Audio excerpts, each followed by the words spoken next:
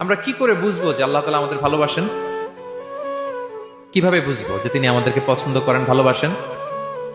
এটা বোঝার কিছু সিস্টেম আছে। এক নম্বর সিস্টেম হচ্ছে আপনি জাস্ট দেখুন যে আপনি নিজেকে কোন কাজে ব্যস্ত রেখেছেন। আপনি আপনাকে কোন কাজে ব্যস্ত রেখেছেন, আপনার লাইফস্টাইলের দিকে তাকান। লুক অ্যাট ইউর লাইফস্টাইল, আপনি নিজেই বুঝে যাবেন।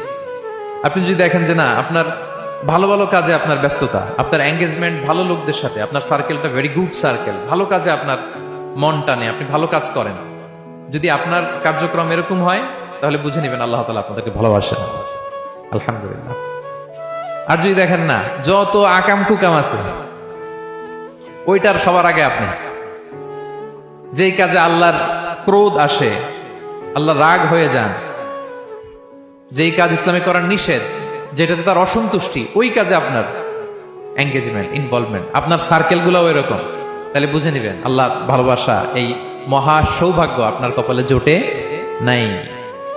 তাহলে এটা হচ্ছে একটা সিস্টেম।